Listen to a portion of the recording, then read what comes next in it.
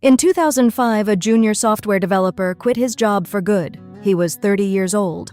No stock options windfall, no inheritance, no six-figure salary. Just a McMaster University graduate who had spent 6 years doing something almost nobody around him was doing, saving most of what he earned and investing it, mostly in plain stock index funds. His name is Peter Adeny. You probably know him better as Mr. Money Mustache. And the strange part of his story isn't that he retired young, it's that the math proving he safely could had already existed for over a decade before he ever pressed publish on a blog. This is the FIRE movement, financial independence, retire early, and today we're separating the arithmetic from the myth. Start with the numbers, because they're older than the movement itself.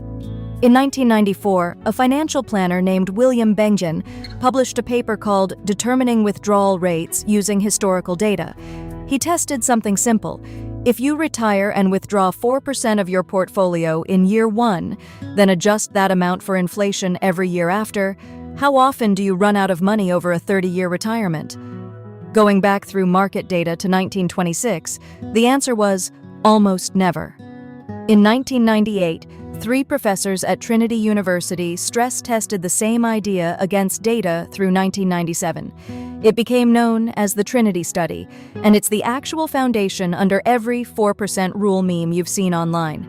Notice the dates: 1994, 1998. The FIRE movement as a name and a culture didn't exist yet. The philosophy came from somewhere else.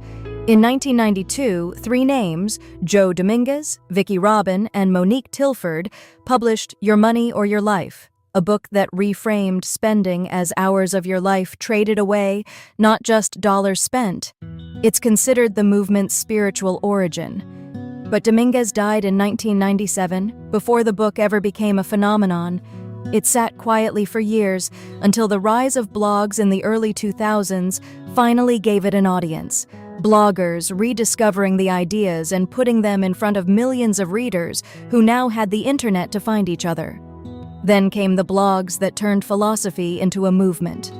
In 2007, Jacob Lund Fisker launched Early Retirement Extreme, widely credited as the first FIRE blog. Around the same window, 2007 to 2009, sites like Financial Samurai appeared too. The pieces, the math from the 90s, the philosophy from 1992, the online community forming in the late 2000s, were all in place. What the movement still needed was a face, a proof of concept. That's where Peter Adeny comes back in. Picture him now the way he actually lives, riding a bike around Longmont, Colorado, his signature mustache, dressed for a job site more than a boardroom, tool belt on, heading home to work on the house. He and his wife bought a junky 1970s fixer-upper, and by his own account, working on that house is his favorite thing in the world. He's Ontario-born, later based near Denver, and there is nothing about him that looks like the retirement brochure version of financial success. No yacht, no beach chair. He retired in 2005 simply by spending a small fraction of his salary and investing the rest. He didn't start writing about it until 2011. 6 years of quietly living the result before he ever explained the method. And here's the detail that should needle every high earner watching. He probably could have retired even sooner without ever touching $1 million salary. So how does an ordinary income turn into an exit at 30? The answer isn't income, it's savings rate. A household earning $80,000 a year but saving 60% of it will hit financial independence faster than a household earning $200,000 and saving 15%. Run the math, and the higher earner is still working a decade after the modest earner has already walked away. Savings rate, not salary, is the lever that actually moves the date. Now, FIRE isn't one destination, it splits into variants. Lean FIRE means retiring on 20 to 25 times your annual expenses, austere and minimal. Fat FIRE stretches that to 30 to 50 times expenses, funding a genuinely comfortable lifestyle. Coast FIRE means you stop adding new savings and just let existing investments compound untouched until retirement age. And Barista FIRE, named for the idea of working part-time somewhere like a coffee shop, means covering a smaller remaining gap with low-stress, enjoyable work. That last one matters because it corrects the biggest misconception about this whole movement. FIRE rarely means never working again. Most people who reach it keep working, just on their own terms.